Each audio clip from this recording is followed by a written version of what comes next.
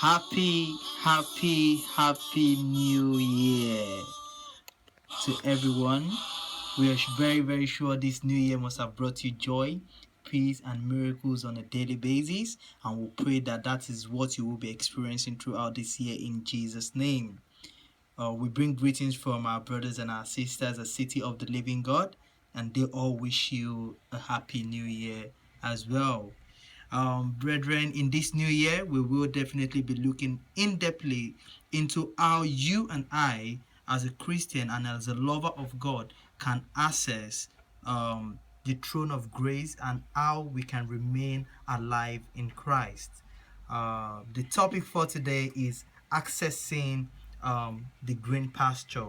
Accessing the green pasture is what the evangelist will be talking to us about today, giving us in-depth knowledge on how we can move from the valley to the mountaintop. I'm sure you know that you feel free to call in at any time for prayers or counseling, or if you just want to ask any questions about your Christian faith, you want to ask any questions about what you're hearing today about accessing the green pasture. If you have anything that is bothering you, please feel free to call in. The number to call in on is 074 969 36110. That is 074 969 36110.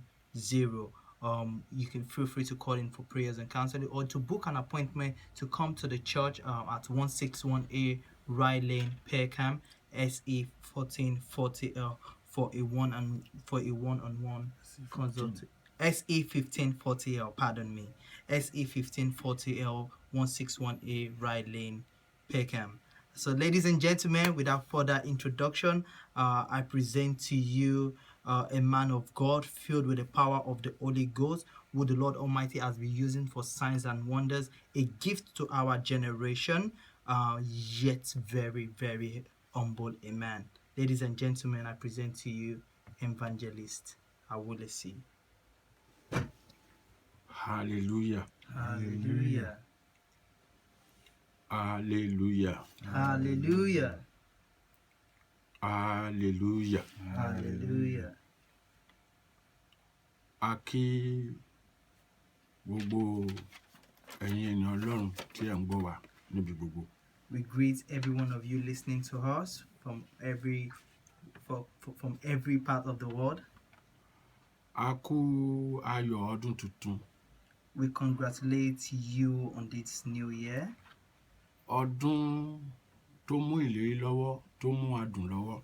It is a year of promise, a year of blessing, a year Èyí of tó joy. ṣojú èmi àti rẹ. The one you and I are able to witness. Kí a tó lọ sínú ọ̀rọ̀ Ọlọ́run. Before we go into the Word of God. Nínú àwọn ohun tí Ọlọ́run rán mi sí yín. Part of what the Lord Almighty has sent me to tell you. Wípé òun ó ṣe nínú ọdún yìí fún gbogbo ọkàn tó bá gbàgbọ́.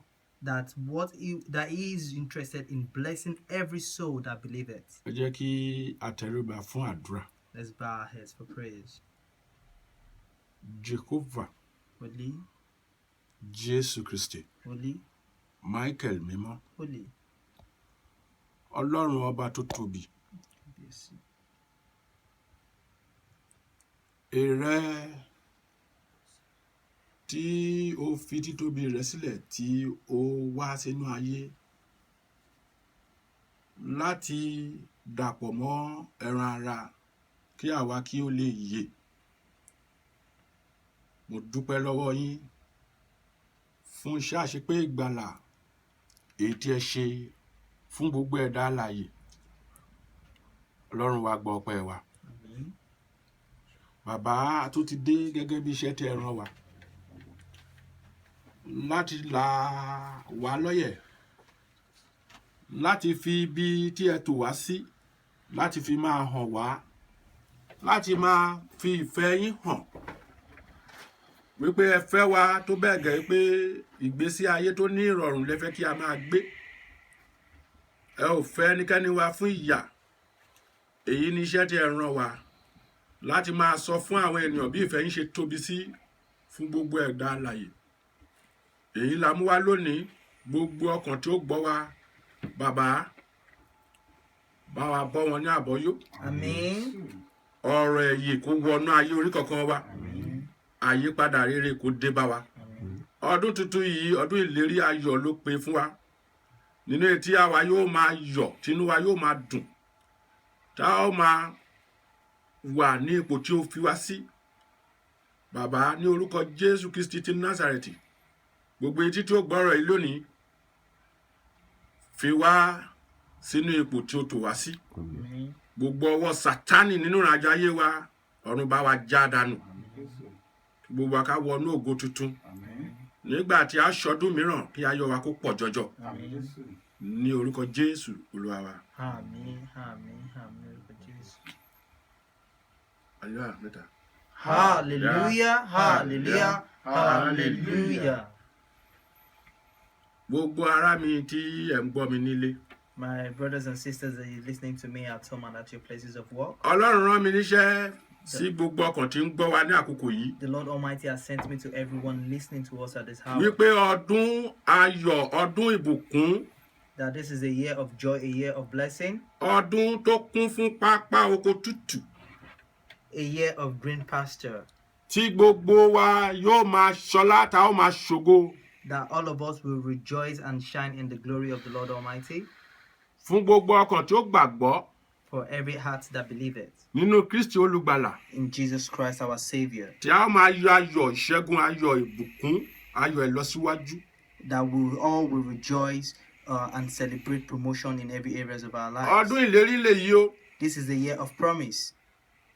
Jésù, Jesus Christ, iṣẹ́ tí ó torí rẹ̀ wá sí ayé the reason why he came into the world nínú ọdún yìí in this year, yóò fara hàn ọ̀pọ̀lọpọ̀ ènìyàn. will be revealed to a lot of people. Àwọn ọkàn tí ó bá gbàgbọ́ The hearts that believes, tí wọ́n ṣetán láti bá rin ìrìn àjò that have decided to journey with the Lord láti mú Almighty, wa wọ inú pápá oko tútù. to take us into a green pasture.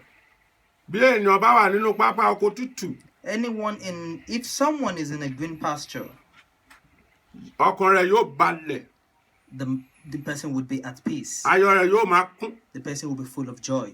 Ẹni tí ó ń ṣe èyí náà ni ó tún mú èèyàn wọ ibi tí yóò ti máa mú omi ìyè. The person who has taken you into the green pasture is the one who also take you to the place where you will drink the living water, Tí yóò tu ọkàn rẹ̀ lára. that will put your mind at peace. Lónìí a ó lọ sínú ìwé mímọ́. Today we'll go into the Holy Book. Mo máa ń sọ, mo ní tí mo bá wá sórí afẹ́fẹ́ yìí, I always tell you whenever I come on air, ọ̀rọ̀ tí a ó sọ tí kò bá ti jẹ́ ọ̀rọ̀ tí ó wà nínú ìwé mímọ́, the words that I am sharing with you, if it's something that is not found in the Holy Book, ẹ má gbà mí gbọ́. do not believe me. Ọ̀rọ̀ Ọlọ́run ìyè ni, It is the word of the Lord Almighty, the living God. agbára sì ni. It is power to us. Ìrere Jésù agbára ni fún gbogbo àwọn tó gbàgbọ́. The gospel of our Lord Jesus Christ is powerful, is power to those who believe. Òun la mú wá fún yín lónìí. That is what has been brought to you today. Ohun tí a sọ̀rọ̀ nípa rẹ̀ ni wípé What we'll be talking about today, wíwọ ibi pápá oko tútù. accessing the green pasture. Wíwọ ibi pápá oko tútù. Accessing the green pasture. Èyí ni ìlérí Ọlọ́run This is the promise of God nínú Jésù Kristi olùgbàlà. in Jesus Christ our Savior. Olùṣọ́ àgùntàn àgbà. The head shepherd. Èyí tí mú àwọn àgùntàn rẹ̀ lọ sí ibi pápá oko tútù. That takes his sheep into the green pasture. Tí sì mú wọn lọ sí ibi ìhà omi dídákẹ́ rọ́rọ́. And takes them to the place of the still water. Tó sì máa ń tu ọkàn wọn lára. That also puts their mind to rest. Ìròyìn ayọ̀ tí mo mú wá. I have brought to you good news. Bí ó ti ṣe ní ìgbàanì. As he has done in the Ó time sì wà ní past, ipò rẹ̀ láti ṣe. he is still in the position to do it. Fún gbogbo ọkàn tó bá gbàgbọ́. To all the hearts that believe. Báwo ni a ṣe lè wọ ibi tí à ń sọ̀rọ̀ rẹ̀ yìí? How can we access this place we're talking about? Ó yẹ kí eléyìí kó dá ọ lójú. Let something be rest assured of something. Wípé That ẹnìkan ló lè mú ọ wọbẹ̀. it is only someone that can take you there. Bíbélì fi ìdí rẹ̀ múlẹ̀. The Bible has established it. Bàbá ńlá wa Dáfídì pàápàá. Our father in the Lord David, nígbà tó rí irú ayọ̀ yìí gbà, when he was able to receive this type of ó joy, yan Ọlọ́run rẹ̀ lógo. he glorified Ìwọ the Lord etí tí ò ń gbọ́ mi Almighty. ní àkókò yìí, To every heart listening to me, ní orúkọ Jésù, in the name of Jesus, ìran náà yóò yan Ọlọ́run lógo. you will glorify the Lord Nínú ọdún Almighty. yìí, In this year, ayọ̀ ló pọ̀ níbẹ̀ o. it is full of joy. Ṣùgbọ́n báwo ló lè ṣe rí ayọ̀ yìí gbà? But how can you access this joy? Òun ni mo mú wá fún ọ. This is what has been brought to you Òun ni today. mo fẹ́ fi yí ọ. This is what I want you to understand today. Olúwa ṣe ìlérí nínú Jésù Kristi olùgbàlà. The Lord Almighty has promised and made a covenant in our Lord Jesus Christ. Bí a bá lọ sínú ìwé Jeremiah, If we go into the book of Jeremiah, ìwé Jeremiah orí kẹtàléníogún 23 Jeremiah 23, ẹsẹ̀ kẹrin. verse 4. Ẹ gbọ́ ìlérí Ọlọ́run wa. Hear the promise of the Lord Almighty. And I will set up shepherds over them, which shall feed them, and they shall fear no more, nor be dismayed, neither shall they be lacking, saith the Lord. Hallelujah. Hallelujah. Mo sọ fún ọ yìí pé I am telling you, Jésù ti ṣe ìlérí nínú ọdún yìí o. Òun ló ní kí n wá sọ fún ọ. our Lord Jesus Christ has made a promise concerning this year, and this is what he Wípé has asked me to ìrẹ tell tí o you. bá lè gbà á ní Olúwa àti olùgbàlà rẹ. For you that can accept him as your Lord and Savior, Tí o ṣe tí o jẹ́ kó jẹ́ olùṣọ́ àgùntàn rẹ. and you accept him as the head shepherd in your life, Òun ló lè mú ọ wọ ọ̀nà, ló lè mú ọ gba ọ̀nà. he is the one who can lead you in the way, Tí ó fi wọ ibi pápá oko tútù. the way that leads into the green pasture. Gẹ́gẹ́ bí ìlérí tí bàbá wa tí ń bẹ lọ́run ti ṣe nítorí nínú ọmọ rẹ̀. Jésù According Kristi to the olùgbàlà. promise our Lord Almighty has made in Christ Jesus, Wípé that òun ní olùṣọ́ àgùntàn he is the head shepherd. tí ó lè mú ènìyàn wọ ibi pápá oko tútù. He is the head shepherd that can take someone into the green pasture. Nítorí náà mo wá bá ọ sọ̀rọ̀ lónìí. That is why I have come to speak to you Àwọn today. ire ayọ̀ tó wà nínú ọdún yìí. The joy and the blessing that are Àwọn in this ògo year, tó wà nínú ọdún the yìí. glory that are in this year, Àwọn ìbùkún tó wà nínú ọdún the yìí. blessings that are in this year, Tí ó máa jẹ àjẹyó. that you will be a partaker of Tí it, o kò ní ṣaláì ní ohun tó dára. that you will not lack anything good. O ní láti gba Jésù sínú ayé rẹ. First of all, you have to accept Jesus into Òun your ni mo life. mú wá fún ọ lónìí o. This is what I have brought to you today. Olùṣọ́ àgùntàn pọ̀. There are many shepherds. Àwa tí à ń bá ọ sọ̀rọ̀ pàápàá olùṣọ́ àgùntàn ni wá. The person talking to you is also a shepherd of a particular Ṣùgbọ́n vineyard. Jésù Kristi ní olùṣọ́ àgùntàn àgbà. But Jesus Christ is the head shepherd. Ìgbẹ́kẹ̀lé nínú olùṣọ́ àgùntàn ti ayé yìí. If you rely on a shepherd of this world, Asán ni. it is in vain. Mo mú olùṣọ́ àgùntàn òótọ́ wá fún ẹ bí Ọlọ́run ṣe sọ.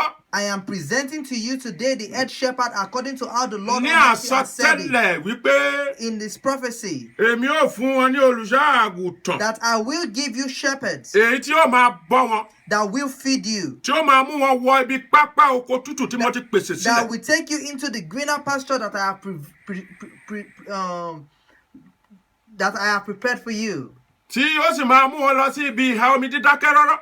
that will also take you into where the still Tí waters ọkàn are, wọn yóò máa balẹ̀. that your mind will be at peace. Òun ni mo wá sọ̀rọ̀ nípa rẹ̀ fún ọ lónìí. That is what I have come to talk about today. Báwo lo ṣe fẹ́ wọ ibẹ̀? How can you access Kí this? ni àwọn ohun tí o lè ṣe? What do you need to do? Ohun mo torí rẹ̀ wá. That is why I have come today. Ohun mo torí rẹ̀ wá sọ fún ọ. That is what I have come to tell you today. Ìwọ tí ò ń gbọ́ mi. You that you are listening. O nílò ẹni tí ó tọ́ ọ sọ́nà. You need somebody that will put you in the right O nílò ẹni tí ó fà ọ́ lọ́wọ́. You need somebody that will lead you by your hand, Tí ó mú ọ débi pápá oko tútù. that will take you into the green pasture, Tí ọkàn yóò fi tù ọ́. that your mind will be at peace, Tí ó mú ọ lọ sí ibi ìhà omi dídákẹ́ rọ́rọ́. that will take you to where the still waters are, Tí wọn náà yóò bẹ̀ fífi yan gàn. that you also will begin to celebrate in Bí it, Dáfídì bàbá ńlá wa ṣe fi yan gàn. as David was able to celebrate. Dáfídì ó ní David said, Olúwa ní olùṣọ́ "The àgùntàn Lord mi. is my shepherd, Ó lè mi kì yóò I ṣaláìní. shall not want." À ń bọ̀ níbẹ̀ We are coming there láti bá a sọ̀rọ̀ wípé to talk to you. olùṣọ́ àgùntàn tí Ọlọ́run là sílẹ̀. The shepherd that the Lord Almighty has prepared, Olùṣọ́ àgùntàn tí Ọlọ́run rán. The shepherd that the Lord Almighty has sent òun ló lè mú ènìyàn wọ débi pápá oko tútù. is the only one that can lead someone into the green pasture. Kì í ṣe àwọn olè bí Jésù Kristi ṣe sọ. It is not thieves as Jesus Christ has described. Àwọn tí kò fi iṣẹ́ rán àwọn àgùntàn. The type of shepherds that do not care about their sheep. Àwọn tí kò tẹ̀ fẹ́ mọ well-being àwọn àgùntàn. The type of shepherds that do not care about the well-being of their sheep. Àwọn tó jẹ́ pé ìfẹ́ ti ara wọn ni wọ́n ṣe sọra wọn di olùṣọ́ The àgùntàn. type of shepherds that it is because of their own personal gain that they became shepherds. Àwọn kọ́ ni mò ń sọ̀rọ̀ nípa rẹ̀. I am not talking about shepherds like this. Mò ń sọ olùṣọ́ àgùntàn tí o gbọ́dọ̀ mọ̀. I am talking about the shepherd that you must know. Olùṣọ́ àgùntàn tí o gbọ́dọ̀ tọ̀ lọ. The shepherd that you must seek for. Olùṣọ́ àgùntàn tí o gbọ́dọ̀ jẹ́ ìpè rẹ̀. The shepherd that you must answer his call to. Tí Olúwa ti yàn fún gbogbo ẹ̀dá. That the Lord Almighty had predestined and selected for every one of us. Láti mú ọ débi pápá oko tútù. To get you to access the green pasture. Arákùnrin, ọdún tuntun ti bẹ̀rẹ̀ o. My brethren, this is a new year. Arábìnrin, ọdún tuntun ti bẹ̀rẹ̀ o. My sister, this is a new year. Òṣì ti kọjá lọ o. Sorrow is gone. Olúwa sì sọ pé ká gbàgbé ohun àtijọ́. The Lord Almighty said we should forget about the things of Ó old. ní mi ó ṣe ohun tuntun nísinsìnyí. He says, I will do something new. Yóò sì hù jáde. And it will spring forth. Inú rẹ yóò sì dùn. And you will be happy. Ó jẹ́ ìsítòbí Ọlọ́run. And you will testify to the Ó glory of pè ọ́ God. lónìí He is calling you today láti mú ọ débi pápá oko tútù. to take you to help you access the green pasture. Mo ní báwo ló ṣe fẹ́ wọ̀? Báwo ló ṣe lè dé I'm saying, how can you ibi pápá oko access it? tútù? How can you access this green pasture? Ohun àkọ́kọ́ tí ó ṣe nínú ọdún yìí. The first thing that you will do this year, Àwọn ire, àwọn ọlá, àwọn ògo, àwọn ayọ̀ tó bá ọdún yìí wá ó pọ̀ o. the countless blessings that has come with this year is so numerous that you do not want to miss it. Mo gbà ládùúrà fún gbogbo etí tí ń gbọ́ mi ní I pray àṣálẹ̀ for every heart listening to me wípé ire rẹ ò ní fò ọ́ dá nínú ọdún yìí. that you will not miss your opportunity this year. Ayọ̀ rẹ ò mà ní fò ọ́ dá nínú ọdún You yìí. will not miss your joy this year. Ṣùgbọ́n gbọ́ ọ̀rọ̀ Ọlọ́run. But listen to the word of God. Báwo ló ṣe lè débẹ̀? How can you get there? Ohun àkọ́kọ́ tí ó ṣe, The first thing you need to do, wàá wá ojú ọ̀nà ibi tí ilẹ̀kùn wà. you will find the right door. Ilẹ̀kùn kan wà tí o ní láti gbà wọlé. There is a door you need to go through. Ilẹ̀kùn yìí, This door ilẹ̀kùn tí a ti pèsè sílẹ̀. is a door that has been prepared. Tí ẹnìkan sì ti wà tó jẹ́ pé òun ló mú wọn láti ibi ilẹ̀kùn yìí tó mú wọn lọ síbi pápá oko tútù yìí. And this is somebody that he leads you from that door into the green pasture. O ní láti wá ilẹ̀kùn yìí rí. You need to find this door. Tí o bá sì ti rí ilẹ̀kùn yìí, Once you find this door, o ní láti dúró lójú ọ̀nà náà dáradára. you must stand firmly in the way. O ní láti wà fàmílíà sí ilẹ̀kùn yìí. You need to be familiar with this door. Ilẹ̀kùn tí èèyàn bá fàmílíà sí. It's the door that you're familiar with. Nígbà mìíràn o ní àti wá ènìyàn tó mú ọ lọ síbẹ̀. Sometimes you don't need somebody to even take you O there. tilẹ̀ ní ìdí kọ́kọ́rọ́. You don't even need a key sometimes. Ó máa wọ ọbẹ̀ jáde bó ṣe wọ̀n You ni. just be going in and out of it. Nítorí pé o ti ní àṣẹ tó ṣí ilẹ̀kùn yìí. Because you have received the Kọ́kọ́rọ́ authority tó that ṣí opens this ilẹ̀kùn yìí door. a ti fi lé ọ lọ́wọ́. Because the key that opens this door has been delivered Ẹni into tó your ti hands. lè fi lé ọ lọ́wọ́ ni mò ń sọ̀rọ̀ nípa ẹ̀. And I'm talking about the person that can give you this key. Wípé o nílò rẹ̀ nínú ọdún yìí. You need this person this year. Ó wá ojú ilẹ̀kùn yìí ó wá rí o. You will find this door. Ẹni tí ó jẹ́ ilẹ̀kùn yìí ó ní mò ń sọ̀rọ̀ rẹ̀ fún yìí. And I'm telling you, this person who himself is the A lọ door. sínú ìwé mímọ́. We'll go into the holy books. Ó gbọ́ ohun tí ìwé mímọ́ sọ fún wa. You listen to what the holy books is saying concerning what Nípa we're ẹni tí talking mò ń about. sọ̀rọ̀ rẹ̀ yìí. Concerning who we're talking about. Wípé òun ní ilẹ̀kùn He is the door tí ó lè bá wọ ibi pápá oko tútù. that you can use to access the green pasture. A lọ sínú ìwé Jòhánù We'll go into the book of John, orí kẹwàá. chapter 10, Kà á fún mi láti ẹsẹ̀ keje. from verse 7. Then said Jesus unto them again, Verily, verily, I say unto you, I am the door of the sheep. All that ever come before me are thieves and robbers, but the sheep did not hear them. I am the door. By me, if any man enter in, he shall be saved, and shall go in and out and find pasture. Hallelujah. Hallelujah. Kí ló lélo rẹ̀? What do you need? Láti ṣọlá láti ṣògo. for you to be able láti to máa enjoy jẹ life, àjẹyó àti àjẹṣẹ́kù, for you to have this abundant life, láti ní ìsinmi ọkàn. for you to have peace in your heart. Ó nílò láti dé ibi tí pápá oko tútù yìí wà, You need to get to where this green pasture àti is ibi tí ìhà omi dídákọ́rọ́rọ́ tó wà. and where the still waters are. Ẹnu ọ̀nà tó bá wọlé là ń sọ̀rọ̀ We are ìpàdé talking lásán about fún the ọdún. door you need to go through. Ọdún yìí ọdún ayọ̀ ńlá ni. This year is a year of Bí great joy. èṣí ti kọjá lọ. The sorrow and misfortunes are Èṣí ọdún tó kọjá lọ là ń sọ̀rọ̀ nípa ẹ̀. Bí ọdún tó kọjá lọ bó ṣe lọ yìí. as last year has gone. Tí àwọn kan wà tí o sì ń wò pé kí ló dé tí Ọlọ́run ò ṣe fún ọ àbí kí ló dé tí ọwọ́ mi ò tó. As last year has gone, you must still be wondering why wasn't I able to achieve one or two things? Ọlọ́run ẹni tí ń bá ní ṣe tí ń sọ̀rọ̀ ẹni dayọ̀ tí ń fini lọ́kàn balẹ̀. The person who can do it for you, who can give you peace, who can give you growth in life. Ìhà wo ló kọ sí? What relationship do you have with him? Yẹra rẹ wò. Check yourself. Ọdún tuntun ti dé o. This is a new year. Ó pè ọ́. He is calling you. Máa bọ̀ lẹ́nu ọ̀nà. He's telling you to come to the door. Ẹnu ọ̀nà òtítọ́. The door of truth. Ẹnu ọ̀nà àbáwọlé. The door through which only you can access this Bí o good bá pasture. gba ẹbẹ̀ wọlé. Once you come in through this door, Ó ní nítorí náà Jésù wí fún wọn pé lóòótọ́ mo wí fún yín èmi ní ilẹ̀kùn àwọn àgùntàn. Olè àti ọlọ́ṣà ní gbogbo àwọn tí ó wá síwájú mi, ṣùgbọ́n àwọn àgùntàn kò gbọ́ tiwọn. Bí a bá kà síwájú, if we read it forward, àgùntàn ó gbọ́dọ̀ mọ ohun olùṣọ́ àgùntàn rẹ̀. a sheep must know the voice of his shepherd. Olùṣọ́ àgùntàn pàápàá gbọ́dọ̀ mọ àwọn àgùntàn rẹ̀. The shepherd also must know his sheep. Jésù Jesus ó Christ ń sọ fún ọ wípé àwọn tí wọ́n wá síwájú is telling you those people who have come before, olè ni wọ́n. they are thieves. Bẹ́ẹ̀ náà ni àwọn olè náà sì tún wà sí yó. And they are still this and this Láwọn tí people à ń pè ní olùṣọ́ àgùntàn. people we call shepherds today. Bí o sọ pé olùṣọ́ àgùntàn ìjọ rẹ kì í ṣe kò dára o. I'm not talking about the Ṣùgbọ́n ohun tí shepherd mò of ń your sọ fún ọ parish. ni pé What I'm telling you today, ọ̀pọ̀lọpọ̀ nínú àwọn olùṣọ́ àgùntàn ni olè. majority of shepherds today are thieves, Bí ìwé mímọ́ ṣe wí yìí, according to what the Holy Book has said. Jésù ni ó nílò rẹ̀ láti jẹ́ olùṣọ́ àgùntàn You fún ọ. need Jesus Christ as your shepherd.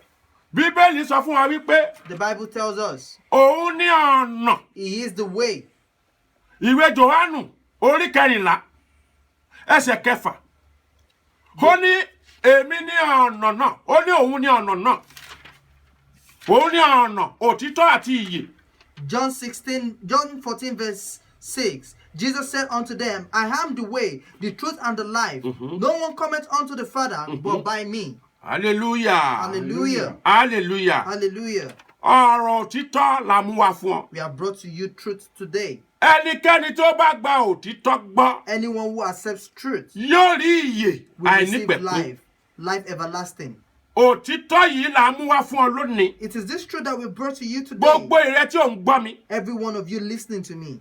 Jésù ń pè ọ́. Jesus is calling you. Ọdún tuntun la wà yìí. This is a new year. Mi ò mú ohunkóhun wá fún ọ. I haven't brought anything to Ju you. wípé mo mú Jésù yìí wá fún ọ. The only thing I brought to you today is Jẹ́ kó Jesus. jẹ́ olùṣọ́ àgùntàn rẹ. Let him be your shepherd. Ẹsẹ̀ àkọ́kọ́ tó gbé The first step you need to take. nínú ọdún yìí tí mò ń sọ fún ọ yìí pé In o this year gbọ́dọ̀ bá wọn 2016. o gbọ́dọ̀ bá wọn jẹ nínú pápá oko For títù. you to be a partaker of this green pasture. O gbọ́dọ̀ mú omi ìyè yìí For you to be níbi able to drink this living water. ìhà omi dídákẹ́rọ́rọ́ yìí. At the place of the still water. Jésù ń pè ọ́. Jesus is calling you. Òun ni Ọlọ́run yàn He is the one God has selected gẹ́gẹ́ bí olùṣọ́ àgùntàn as the head shepherd tí ń mú nítọ̀ ọ̀nà ìyè that makes one to be able to get into the path of tí ń sọ life, ayé ènìyàn di dáradára. that transform one's life from nonsense Ó to wá. greatness. Ó He wá. has come Ó ṣe iṣẹ́ ìyanu. to do great and mighty Ó works. wá. He has come Ó ṣiṣẹ́ ìràpadà to do the work of redemption ní pípé. in perfection. Ó mú ẹ̀ṣẹ̀ rẹ kúrò. He has taken away your sin. Ó sọ ọ́ di òmìnira He has liberated you kúrò nínú èyí tí ń ṣe ẹ̀bi ẹ̀ṣẹ̀. from the shackles of sin. Ó mú ó wá sọ ọ́ di àtúnbí. He has renewed you. Gbogbo ọkàn tí ń gbọ́ mi for every athlete. Bí o bá tí ní Jésù, If you don't have Jesus yet, o nílò Jésù. you need him. Òun ló lè fà á lọ́wọ́ débi omi ìyè. He is the one who can lead you to the place of the Òun living ló lè mú water. ọ débi pápá oko tútù. He is the only one who can lead you into the green pasture. Bíbélì sọ fún wa wípé The Bible tells us ó ní àwọn ènìyàn búburú. wicked people, Àwọn ni wọ́n máa jẹ koríko tó gbẹ. they are the one who will eat Dry grass. Pápá oko tútù. Òun ní ìpín tirẹ̀. green pasture is your portion Gẹ́gẹ́ bí ọmọ Ọlọ́run. as a child of God. Ṣùgbọ́n o nílò ẹni tí yóò mú ọ débẹ̀. But you need somebody who will lead you there. Òun ló láṣẹ gba Jésù olùgbàlà sínú ayé That rẹ. is why you need to accept Jesus Christ into your life Lọ́dún as Lord yìí, and Savior. In this year, Ronú jinlẹ̀. think. Tẹ́ ẹ wo iṣẹ́ tí Jésù ṣe fún ọ. Look at what Jesus has done for you. Ìwé Ephesians. The book of Ephesians. Ó bá mi sí orí kejì. Ephesians chapter 2 Ká ẹsẹ̀ kejìdínlógún. from verse 18. Just verse 18 for me. For through him we both have access by one Spirit unto the Father. Hallelujah. Hallelujah. Hallelujah. Hallelujah. Hallelujah. Hallelujah. Hallelujah. Hallelujah. Ó ní nítorí nípa rẹ̀ ní àwa méjèèjì ti ní ọ̀nà nípa ẹ̀mí kan sọ́dọ̀ Ọlọ́run. Hallelujah. Hallelujah. Jésù ń pè ọ́, ó ní èmi ní ọ̀nà. Jesus is calling you. He's Ó telling ní you, I have the èmi ní way. ilẹ̀kùn I am the door fún àwọn àgùntàn. for the sheep. Gbogbo ẹnikẹ́ni tó bá gba ọ̀dọ̀ mi wọlé, For anyone who comes in through me, wọ́n dé ibi pápá oko tútù. they will get to the green pasture. Wọ́n sì máa jẹ, wọ́n máa mu. They will eat and they will drink. Wọn ò ní lálàṣe ohunkóhun. They will not lack anything. Wọn ò ní ṣaláìní ohun tó dára. They shall not lack anything good. Kí ló wá ń dúró ṣe? What are you waiting for? Ní ọdún yìí, In this year, jẹ́ kí Jésù jẹ́ olùṣọ́ àgùntàn rẹ̀. let Jesus Christ be your Wá Jésù shepherd. rí o. Find him, seek Tọ́ him. lọ. Find him, seek him. Ohun tí ó ṣe ní èkejì, The second thing you need to do to access the green pasture, mo ti sọ mọ́ ọ̀rọ̀ tí mò ń sọ lọ lákọ̀ọ́kọ́. I have said it with the first point. Òun ni olùtọ́sọ́nà. You need you need the right leader. Ẹni tí ó lè tọ́ sọ́nà Somebody who can lead you in the right way, lọ síbi tí pápá oko tútù wà. where the green pasture is. Wá rí. Find him. Òun ni ìwé Jeremiah sọ fún wa ní Jeremiah 23:4 yẹn. Jeremiah 23:4. Wípé èmi ò fún àwọn wo ló sọ̀rọ̀ ń pa ẹ̀. He said Àsọtẹ́lẹ̀. that was a prophecy in Jeremiah 23. Àsọtẹ́lẹ̀ májẹ̀mú tuntun tí Ọlọ́run ti ní lọ́kàn This is a prophecy the Lord Almighty fún has had. gbogbo àwọn ènìyàn rẹ̀ nítorí ìfẹ́ tó ní sí wa, Because of the love he has for us. nítorí ìṣeun àánú rẹ̀, Because of the love he has for us. nítorí òdodo rẹ̀ fún wa. Because of his righteousness for us. Òun ló ṣe sọ èyí wípé That is why he has said this. èmi ò fún wọn ní I will give unto them shepherds that shall feed them, and they shall fear no more, they shall fear no more. not be dismayed, neither shall they be lacking, saith the Lord. Thank you. Hallelujah. Hallelujah. Ìrẹ́ tó ń gbé nínú ìbẹ̀rù, For you living in fear, tó ń wo wípé níbo ni wọ́n gbé gbà. how will I do it? Èṣí kọjá lọ. Àwọn nǹkan tí mò ń fẹ́ mi ò rí gbà. Last year is Àwọn gone. nǹkan tó yẹ kó This ṣẹlẹ̀ is nínú one ayé thing mi. you didn't get it. Ò ń wo àwọn ènìyàn You are looking at the bí àpọ̀lẹ́ ṣe ń ṣọlá tí wọ́n ń ṣògo. You are looking at the progress and the promotions of others. Ò ń wo wípé báwo ni tèmi ṣe jẹ́. You're wondering why is your situation Ẹni tí ó nílò rẹ̀ ni mò ń sọ fún ọ The yìí. person you need is what I'm talking to you about today. Olùṣọ́ àgùntàn tí mú ènìyàn débi tí ire wà. The shepherd that leads one into where greatness is. Olùṣọ́ àgùntàn tí mú ni débi tí ògo wà. A shepherd that leads you into where glory is. Olùṣọ́ àgùntàn tí mú ni débi tí ire wà. A shepherd that leads one into where blessings are. Olùṣọ́ àgùntàn tí mú ni débi tí ayọ̀ wà.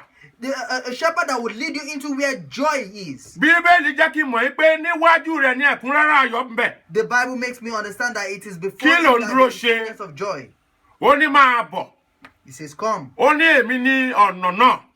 He says, I am Bí the o bá way. bá ọ̀dọ̀ mi wọlé, If you come in through me, ó wà níbi pápá oko tútù. I will lead you into Ó the máa deepest jẹ part. koríko tó tutù. You will be eating Ó of ní the bá green wọn jẹ pasture. koríko tó gbẹ mọ́. You won't eat the Mo dry gbà grass. ládùúrà fún ọ bí o ṣe I ń pray gbọ́ for mi you lónìí. as you're listening to me today. Ọkàn rẹ yóò balẹ̀ nínú ọdún yìí. Your mind shall be at peace in Ó this láyọ̀ year. nínú ọdún yìí. You will receive joy in this year. Máa bọ̀ lọ́dọ̀ olùṣọ́ àgùntàn. Come to a shepherd Ẹni tí Ọlọ́run ti pèsè rẹ̀ sílẹ̀. that the Lord had predestined and prepared for you and Mo ń sọ I. fún ọ̀tá lólùṣọ́ àgùntàn yìí. I'm telling you, who is this shepherd? Jésù Kristi máa ní. It is Jesus Christ. Ìwé má ti fìdí rẹ̀ múlẹ̀ fún ọ. The Bible has established it.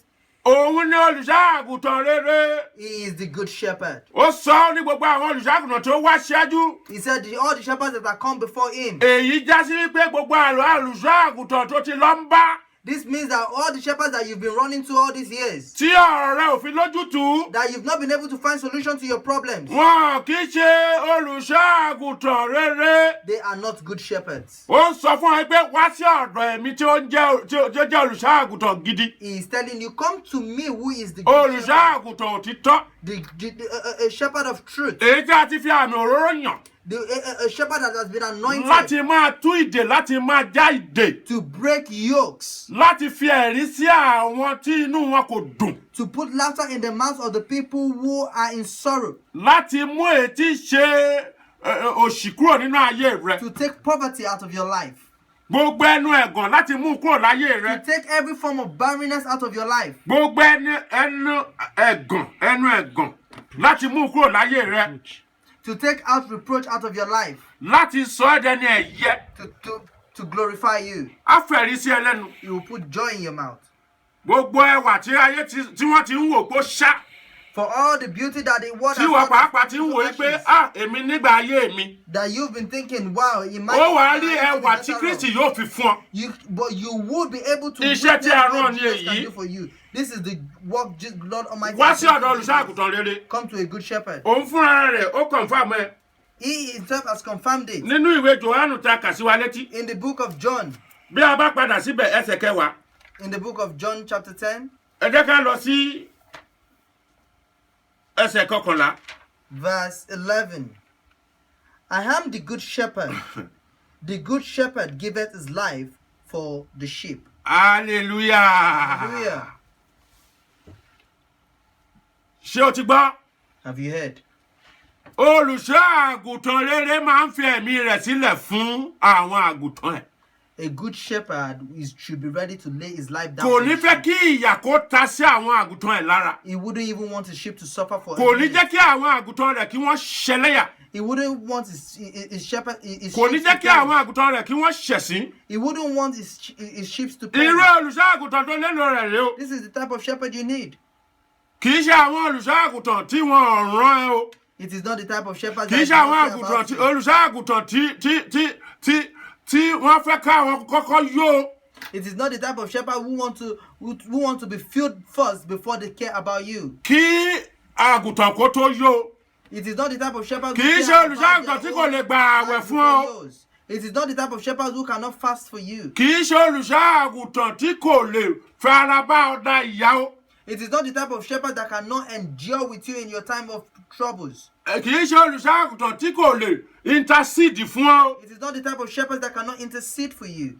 Òun ni Bíbélì sọ fún ẹ pé That is what the Bible is saying. ó ní ó tọ́ gbogbo ìyà wa wò gẹ́gẹ́ bí olùṣọ́ àgùntàn. Ó tọ́ gbogbo ìyà wa wò. Ó fara gba ìyà He partook of all our suffering as a good shepherd fún wa láti lè gbé ìgbésí ayé tó dára. for us to live an Òun ló abundant ṣe life. fi ẹ̀mí rẹ̀ lélẹ̀. That is why he laid down Ẹni his tó life. fẹ̀mí rẹ̀ lélẹ̀ fún ọ. The person who has laid down his life Òun ló olùṣọ́ àgùntàn rere. is the good shepherd. Máa bọ̀ lọ́dọ̀ rẹ̀. Come to him. Kí ló tún ṣe tó jẹ́ ohun ẹ̀kẹta? What is the third thing you need to do? O ní láti gbẹ́kẹ̀lé o.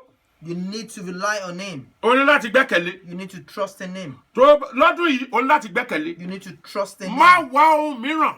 Don't look for any Má other fi thing. ohunkóhun ṣe ìgbẹ́kẹ̀lé rẹ. Don't use any other thing to Jésù ti be tó a fún ọ pillar. láti gbẹ́kẹ̀lé. Jesus is enough for you. Máa bọ̀ lọ́dọ̀ rẹ̀. Come to him. Ó wà láyé He is alive láti gbàkóso to ayé rẹ. take control of your life. Láti gbàkóso To take control ayé rẹ. of your life. He's there to take care of your life. To take care of your life. He's there to take care of you. Òun là ń sọ fún ọ nísinsìnyí. This is what I am telling you. Máa bọ̀. Come, sáti gbẹ́kẹ̀lé just rely on yóò him. gbàkóso ayé rẹ. He Ojú ọ̀nà yìí this way, yóò mú ọ wọ ọbẹ̀ lọ. he will take you into it, Á wá mú ọ débẹ̀. and he will lead you there, Ojú ò wá ní tì ọ́. and you will not be put O ò to ní shame. ṣẹlẹ́yà. And you will not be put to shame. Òun ni Bíbélì ṣe sọ fún wa pé nínú ìwé Pétérù orí kìíní. That is why the Bible First tells Peter. us in the book of 1 Peter chapter 1, 1 Peter chapter 5 1 Peter verse 7. chapter 5, verse 7. Mm. 1 Peter chapter 5, verse 7. Casting all your care upon him, for he careth for you. Jésù ó wà níbẹ̀ láti gbàkóso ayé rẹ, Jesus is there to take care of your life, láti ṣàtúnṣe ayé rẹ. to take to Irú olùṣọ́àgùtàn bẹ́ẹ̀ là ń pè ọ́ repair fún your lónìí. life. This is the type of shepherd we're calling you to come on to today. Iṣẹ́ wo ni olùṣọ́àgùtàn yìí ń ṣe o? What work does this shepherd do? Iṣẹ́ tó ń ṣe The work olùṣọ́àgùtàn gidi. he does the work of a good Iṣẹ́ tí shepherd. Jésù ń ṣe, The work Jesus òun ni mo does fẹ́ sọ̀rọ̀ rẹ̀ ní fún ọ yìí. is what I want to tell Òun ni you mo about. fẹ́ fi hàn ọ́ yìí o. Is what I want to show you. Máa bọ̀ lọ́dọ̀ rẹ̀. Come to him. Jésù olùgbàlà. Jesus Christ the Ó fi Savior. ara hàn nígbà ayé bàbá wa Dáfídì. He revealed himself in the time of David. Jésù pé ó ní Dáfídì sọ ó ní Olúwa ni olùṣọ́àgùtàn mi. David said in his word, he said, the Lord Ẹ Almighty jẹ́ is ká jọ lọ my sínú shepherd. ìwé Psalm 23. Let's go into Psalm 23 together. Kí o gbọ́ So that you nígbà can hear. tí Ọlọ́run tí ó gbàkóso ayé Dáfídì. When the Lord Almighty took charge Wá of gbọ́ David's àwọn life, ọ̀rọ̀ tí ó sọ. hear what he said. Olùṣọ́àgùntàn gidi ó máa ń pèsè fún àwọn àgùntàn rẹ̀ ní ànító àti àníṣẹ́kù. A good shepherd provides for his sheep abundantly. Nígbà tí èyí ṣẹlẹ̀ nínú ayé Dáfídì, When this happened in the life of David, ó sọ̀rọ̀ jáde. he spoke, Bá mi ka ẹsẹ̀ kínní. the Lord is my shepherd, I shall not want. Ṣẹ̀gbọ́n tí Dáfídì wí. Nítorí tí ó ní Olúwa ní olùṣọ́ àgùntàn rẹ̀. Ó ní èmi kì yóò ṣaláìní, ó dá a lójú ni.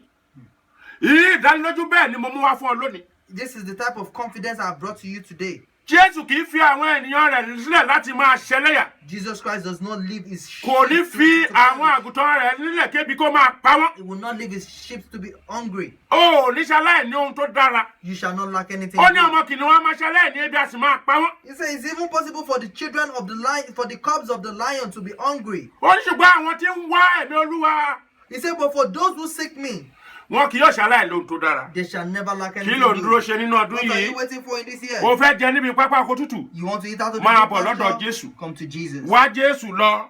Find Jesus. Wá Seek ojú ọ̀nà him. náà lọ. Seek the way Kí o sì dúró níbẹ̀. and wait there. Yóò mọ débi pápá oko He will tútù. lead you into the green Òun pasture. kejì. The second thing Òun ni pé is that á fún ọ ní ayé ọ̀tun. it will give you a new life. Nínú ìwé John 10:10. In the book of John Ó 10, sọ fún wa níbẹ̀ he spoke to us. wípé ayé ìrọ̀rùn, ayé ìbùkún, ayé ìgbéga, ayé tí ó máa gbé láì sí pé ó dínkù, òun lòun ó fi fún ọ. He has promised us abundant life. Bá mi kà á. John 10, 10. verse. 10. It says, the thief cometh not, Hmm? but for to steal Mm. and to kill Yes. and to destroy. Yes. He says, I am come that they may have life and that they may have it more abundantly. Olè kì í wá bí kò ṣe láti jalè àti láti pa àti láti parun. Èmi wá kí ìwọ kí ó lè ní ìyè, àní kí wọn kí ó lè ní lọ́pọ̀lọpọ̀. Ọlọ́run tí ó ní agbára láti jẹ́ kí o ní ànító àti àníṣẹ́kù. The Lord who has the power for you Òun to ni live mo an mú wá abundant fún ọ, life Jésù. is the one I have presented Òun to ni you olùṣọ́ today. àgùntàn Jesus Christ is the tí ó head pèsè shepherd jíjẹ mímu fún ọ, who will provide the living tí ebi for ò ní you, pa ọ́, that you will not be hungry, tí ò ní ṣẹlẹ́yà, that you will tí ò not ní have ṣaláìní food, that you will not be fún lacking ọjọ́ of kan. anything good for one day. gẹ́gẹ́ bí Paul Apostle ṣe sọ nínú ọ̀rọ̀ rẹ̀ nínú ìwé According to Éfésù how Apostle Paul has said it orí 3 in the book of Ephesians ẹsẹ̀ chapter 3, 20 chapter 20. òun ló lè fún ọ ní ànító. He's the only one who can give you òun ló lè abundant fún ọ ní life. àníṣẹ́kù. He's the only one who can give you abundant bí o life. bá ti lè gbàgbọ́. Once you can accept bí o him. bá ti lè wá lọ ní ọdún yìí. Once you can seek him in this year. ọ̀rọ̀ rẹ yóò dayọ̀. inú rẹ yóò dùn. You will be happy. yóò fún ọ ní omi ìfọ̀kànbalẹ̀ mu. It will give you gbogbo àwọn tí òun sọ pé báwo ló ṣe lè ṣeé ṣe. everything you're thinking about. kò sóhun tó ṣòro ṣe fún Olúwa. There is nothing impossible for the Lord to do. òun kan tí ó tún lè ṣe. Another thing that he tí can do. olùṣọ́-àgùntàn gidi tó ń ṣe olùṣọ́-àgùntàn rere tó ń ṣe. Another function of the good shepherd. á fún ọ ní ayé tuntun. He gives you a new life. ìgbà àtijọ́ ni yóò yí padà fún ọ. He will give you a new life. èyí ló wá fi ẹ̀jẹ̀ rẹ̀ ṣe fún wa. This is what he has come to use his blood to do for us. gbọ́n tí ìwé Ephesians 1:7 tó sọ. Listen to what the book of Ephesians 1 verse 7 says. In whom we have redemption through his blood, the forgiveness of sins, according to the riches of his grace. Hallelujah. Hallelujah. Hallelujah. Hallelujah. ẹ jẹ́ n ká bẹ̀rẹ̀ fún yín ní Yorùbá. Daddy would like to read it in Yoruba. nínú ẹni tí àwa ní ìràpadà wà nínú ẹ̀jẹ̀ rẹ̀ ìdáríjì ẹ̀ṣẹ̀ wa gẹ́gẹ́ bí ọ̀rọ̀ oore ọ̀fẹ́ rẹ̀. nínú ẹni tí àwa ní ìràpadà wa nípa ẹ̀jẹ̀ rẹ̀ ìdáríjì ẹ̀ṣẹ̀ wa gẹ́gẹ́ bí ọ̀rọ̀ oore ọ̀fẹ́ rẹ̀. oore ọ̀fẹ́ ńlá lórí gbà lọ́wọ́ Ọlọ́run. It is a great grace that you have received from the Lord. ayọ̀ ńlá ló máa rí gbà nínú ọwọ́ It's Ọlọ́run. great joy that you have received. bí o bá lè gba olùṣọ́-àgùntàn yìí sínú ayé If you rẹ̀. can accept this shepherd into bí your o bá life. lè gba olùṣọ́-àgùntàn yìí kó ṣe àkóso ayé If you rẹ̀. can accept this shepherd into ẹni your tó life. fi to take ẹ̀mí care rẹ̀ of you, lélẹ̀ fún ọ. the one who has laid down his tó life ta for ẹ̀jẹ̀ you, rẹ̀ lẹ̀ fún ọ. who has shed his blood yóò for sọ ẹ́ you, di ẹ̀dá tuntun. he will renew you. ohun àtijọ́ yóò ré kọjá lọ. The things of old shall pass gẹ́gẹ́ bí away. ìwé 2 Corinthians 5:17 ṣe sọ fún wa. According to what 2 Ó Corinthians di ẹ̀dá 5:17 tuntun. says, you will become a new ó creature. wá bẹ̀ sí ṣọlá.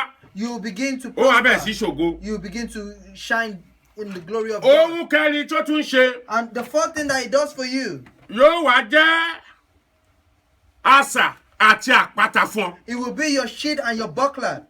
yóò jẹ́ asà àti àpáta It fún ọ. will be your shield and your buckler. ìwé Àìsáyà 43. The book of Isaiah 43.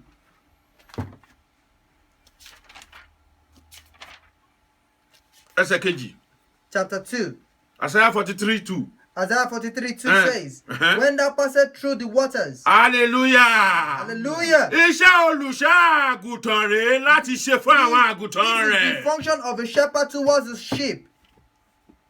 olùṣọ́-àgùntàn A good shepherd tí ó wà pẹ̀lú rẹ nínú ìṣòro tó ń kó lè that ní. will be with you regardless of the times you're passing through. tí ó bá rìnrìn àjò nígbà tó wà nínú ìpọ́njú. That will be with you in your time of lamentation. tí ó máa gbàdúrà fún ọ nígbà tó wà nínú ìṣòro. That will be praying for you in your times, in your days of tí ó trouble. rí ìṣòro rẹ gẹ́gẹ́ bí ìṣòro ayé That will rẹ̀. see your own troubles as his own troubles. iṣẹ́ yìí ni Jésù wá ṣe. This is what the Lord Almighty has come to do.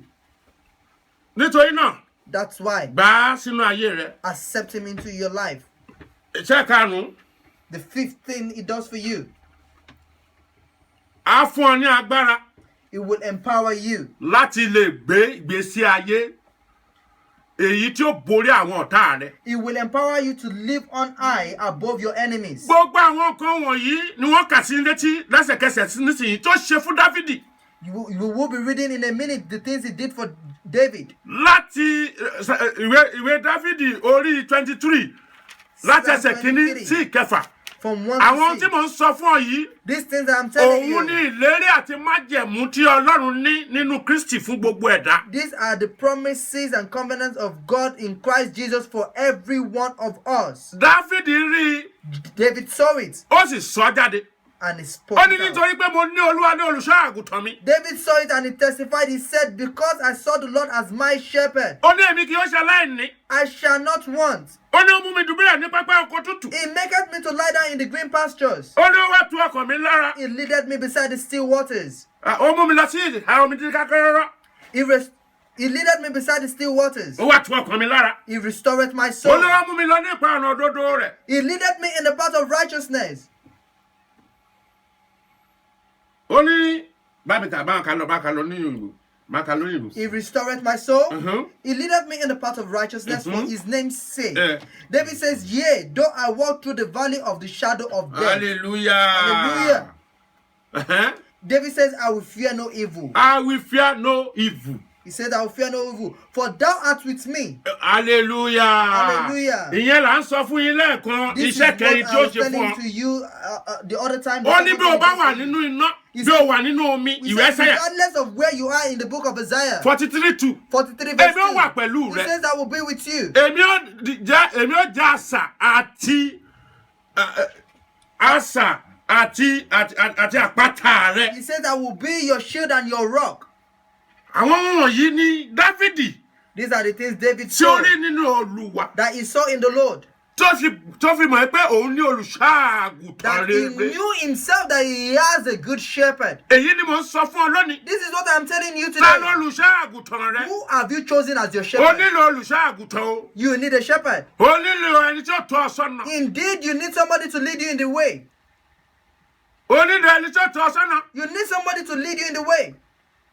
Nínú ìwé Jeremiah nínú ìwé rẹ̀ kan ó sọ wípé ó ní èmi ó fún yín ní olùṣọ́-àgùntàn tí yóò máa kọ́ yín ní ìlànà mi. According to the book of Jeremiah, he says, I will give you a shepherd that will teach you my statutes. Olùṣọ́-àgùntàn tí yóò máa bọ́ ní ọ̀rọ̀ Ọlọ́run tí ó fi pa ẹsẹ̀ rẹ lé ọ̀nà Ọlọ́run. A shepherd that will establish you in the way of the Lord, in the word of the Lord. Òun ló nílò rẹ̀. That is what you need. Mò ń sọ̀rọ̀ olùṣọ́-àgùntàn ti ayé yìí.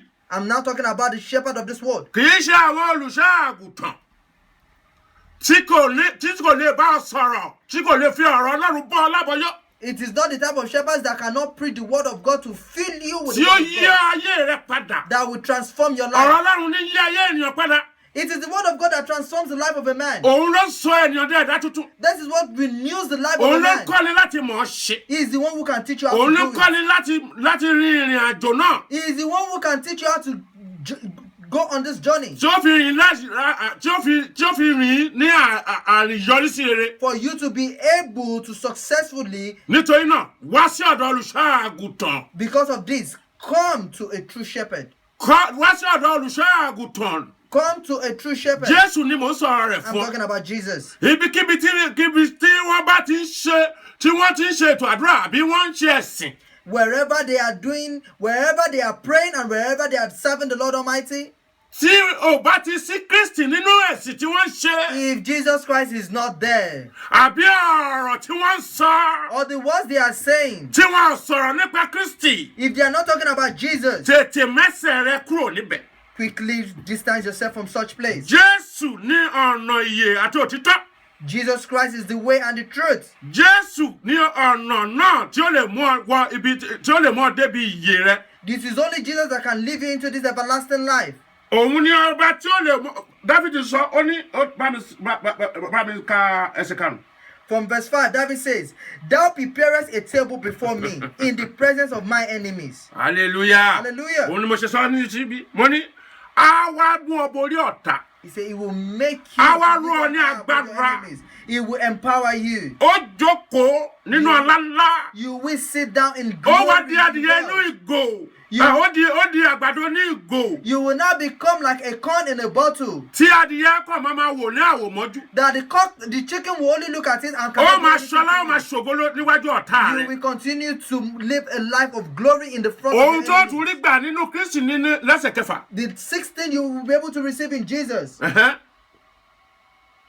In verse 6, Yes. it says, Surely Surely, goodness and mercy And mercy. shall follow me all the days of my life, and I will dwell in the house of the Lord forever. tí o bá lè gbà ní Olúwa àti Olùgbàlà If rẹ, you can accept Jesus Christ as your Lord and gbogbo Savior, ohunkóhun tí gbogbo ìgbésí ayé rẹ everything concerning your life yóò máa mú ògo lọ́wọ́. will be glorified. Níbikíbi tí o bá rìn sí, ó máa rí àánú Ọlọ́run gbà. Wherever you get to, you will just find the mercy of God. Ire àti àánú Olúwa yóò máa tẹ̀lé ọ. The blessing and the mercy of God will Òun ni just mo follow ṣe ń pè you. ọ́ lónìí, wá olùṣọ́ àgùntàn rẹ rí. That is why I'm telling you today. Find Jésù your ni olùṣọ́ shepherd. àgùntàn náà. Jesus Christ is the Òun shepherd. ní ọ̀nà tó tọ́ láti gbà. He is the right way to Bí ènìyàn follow. bá mọ ojú ọ̀nà tó ń gbà láti lọ jẹ pápá oko tútù tí ó mọ̀ pé ibẹ̀ wà secured.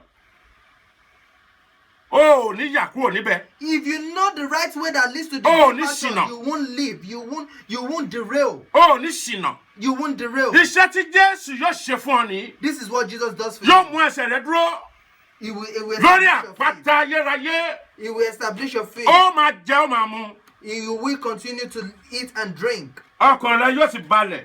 You will continue to have peace of mind. Gbogbo ohun tí ó máa rí nínú ìrìnàjò ayé rẹ ni wípé àánú Olúwa àti dídára Olúwa. What you will continue to see in your life is just the goodness. Ire and rẹ̀ mercy ló of máa rí. God. You will just be seeing. O ò His ní rí mercy. ìbànújẹ́. You will not see. Gbogbo ọkàn tí ń gbọ́ mi. For every athlete Nínú ọdún yìí mo sọ fún ọ. in this year, Àwọn ògo kan wà, àwọn ọlá kan wà, àwọn ire kan wà. there are some glory, there are some Tí Ọlọ́run ti blessings, fi there hàn are tó ti some pèsè joy rẹ̀ sílẹ̀. that the Lord Almighty has prepared. Kò ní fò ọ́ dà. You won't miss it. Kò ní fò mí dá. You won't miss it. I won't miss it. Ṣùgbọ́n gba ojú ọ̀nà. But you need to take the right Òun path. láti gba ojú ọ̀nà láti débẹ̀. You need the right path to get Ọ̀nà there. tó gbà débẹ̀ ni mo wá fún ọ lónìí. It is the path that leads there. Olúwa yóò wà pẹ̀lú rẹ. The Lord Almighty will be with Gbogbo ọkàn you. tí ń gbọ́ mi. Every heart listening to me. Jésù olùgbàlà Jesus Christ, our Savior, yóò jẹ́ àpáta ìgbàlà fún ọ. will be your rock Ọkàn rẹ of yóò balẹ̀. salvation. Your mind will be at peace. Jésù Olúwa wa. In Jesus' mighty Ẹ jẹ́ name, ká gbàdúrà. let us pray. Jehovah, Holy, Jésù Kristi, holy, Michael mímọ́. holy. Ọlọ́run wa bá ti ń gbàdúrà. Ìrẹ ni ọ̀nà òtítọ́ àti ìyè.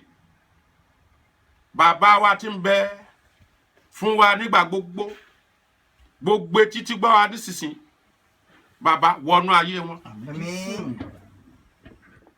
Mọ rin ìrìn ìyè. Mú gbogbo wa rin ìrìn ìyè. Mú gbogbo wa rin ìrìn ayọ̀. Ọ̀rọ̀ rẹ Olúwa Ọlọ́run alágbára jẹ́ kó mú ìjọba rẹ bí sí. Gbogbo ọ̀rọ̀ tí a sọ lónìí bó ṣe gba etí ọ̀tún wọlé kó má gba ti òsì jáde. O ti ṣe ìlérí nínú Jésù. Bàbá nítorí ìfẹ́ tó ní sí ayé. Má jẹ́ kí àánú rẹ kó ká kúrò lórí wa. Amen. Ogun lọ́tún ogun lósì Olúwa kó dúró jẹ́. Amen. Wàhálà ìdààmú kó má dé bá wa. Nínú ìlú yìí Ọlọ́run ọba tí ń jẹ́ ẹ̀mí ni wàhálà ìdààmú kó má dé bá ìlú yìí. Kó má dé bá orí kankan wa. Bàbá gbàkóso gbogbo. Gbogbo ilé tí ń gbọ́ mi ilé wọn kó má dàrú. Ọ̀nà wọn kó má bàjẹ́. Lọ́dún yìí àwọn ire tó bá ọdún yìí wá ṣe ní ìpín wa. Gbogbo ilé tí ń gbọ́ ire ọdún yìí jẹ́ kó wọnú ilé náà lọ. Ayọ̀ náà kó wọnú ilé náà lọ. Mo gbé iléeṣẹ́ yìí síwájú rẹ. Iléeṣẹ́ náà jẹ́ kó máa tẹ̀síwájú. Ògo tuntun kó bẹ̀rẹ̀. Ìyanu kó fara hàn. Mú iléeṣẹ́ yìí gbòòrò. Olórí iléeṣẹ́ náà má jẹ́ kó ṣẹ́kù. Ọ̀run bá mi túbọ̀ dìímú. Bá mi túbọ̀ fà á lọ́wọ́ sókè. Ìtẹ̀síwájú òun ni ọ̀pá ìṣẹ́gun. Ọlọ́run ọ̀run mú iléeṣẹ́ yìí tẹ̀síwájú. Amen. Mú wọnú ògo tuntun. Mú wọnú ògo ńlá. Jẹ́ kí gbogbo ènìyàn kí wọ́n rí i pé ọwọ́ rẹ ni. Gbogbo àwọn tí wọ́n ń bá ọmọ rẹ ṣiṣẹ́ kẹnúṣe. Gbogbo àwọn tí wọ́n ń bá ṣiṣẹ́ Olúwa mí sí wọn. Ìmísí agbára rẹ jẹ́ kó wá wọn rí. Ìfẹ́ rẹ kó gbilẹ̀ lókàyà wọn. Ẹ ṣé ọba tí ń gbàdúrà. Nígbà tí ó di ọjọ́ mẹ́jọ Ọlọ́run ọ̀run jẹ́ kí ẹ̀rí kó fara hàn lẹ́nu gbogbo àwọn tí wọ́n gbọ́ ọ̀rọ̀ rẹ. Ọdún ayọ̀ ló pé ọdún yìí. Ìgbésẹ̀ tuntun Olúwa fi hàn wọ́n. Ọ̀nà tuntun tí wọ́n gbà wọ ibi tí pápá oko tútù wà Olúwa fi hàn wọ́n. Ó rí bẹ́ẹ̀ ó ṣe bẹ́ẹ̀ ní orúkọ Jésù Olúwa wa. Amen. Amen. Amen. Àṣẹ tí bàbá, Mímọ́. àṣẹ tí ọmọ, tẹ̀ mímọ́, pàlẹ́ ìdáwí, ọ̀rọ̀ gbogbo wa yóò dayọ̀, inú wa yóò máa dùn, ìjọ ibi tá a ti wá kò ní dàrú, ògo Ọlọ́run ó túbọ̀ máa fara hàn níbẹ̀, ní orúkọ Jésù Olúwa wa. Àmín, àmín, àmín, ní orúkọ Jésù. Hallelujah. Wow, that was really, really great. I am sure you have been blessed. I am definitely sure by the time we come back here, next week Thursday, your testimony would have been full already. I myself, I was touched by it. Daddy, thank you so much for that. That was really, really inspiring. And I'm sure one or two of you out there would like to come and worship with us this Sunday. You will definitely find us at 161A Ryland Peckham, SE15 40L. 161A Ride Lane Peckham, SE1540L. And prior to that, you just want a quick one-on-one prayer intercession, a prayer session with the evangelist, Evangelist Awolesi.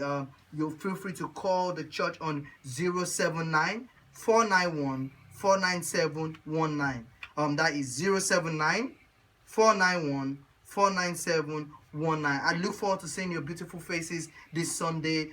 Service starts at 10 a.m. and ends exactly at 2 p.m. It's going to be a wonderful time as well.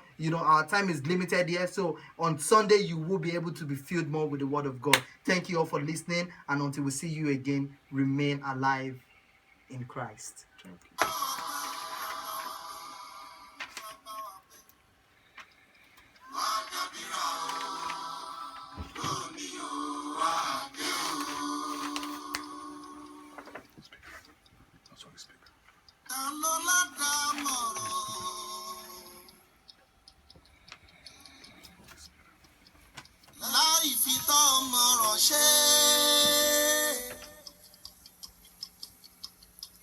Ta ló lè sọ̀rọ̀ ìjìnlẹ̀?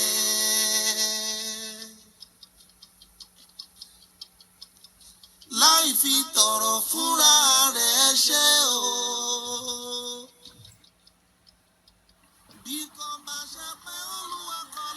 Thank you for listening to A Life with Christ, an inspirational and life-transforming radio program aimed at bringing you alive into God's purpose for you. And I believe you've been wonderfully blessed by today's message. So, why not join us in any of our weekly activities, or better still, for one-on-one special prayer, counseling, or consultation? Please telephone Evangelist Michael Awolesi, Shepherd in Charge, Celestial Church of Christ, City of the Living God Parish, on 07949 149 719. That is 07949 149 719. 07412 524 507. 07412 524 507 or 07490 961 250. That is 07490 961 250. Email ccc City of the Living God at yahoo.co.uk. A Life with Christ is powered by the evangelical team of Celestial Church of Christ, City of the Living God Parish. Until we come your way again, same time, same station, Nigeria 101.1 FM. Go into your new glory and remain blessed. Ìwọ ọ̀rẹ́ wa ọ̀run, ìwọ láwa máa ń ké pè o. Rán ẹ̀mí mímọ́ rẹ sọ̀kalẹ̀. Àwa àyànfẹ́ máa mi ṣàfẹ́rí rẹ.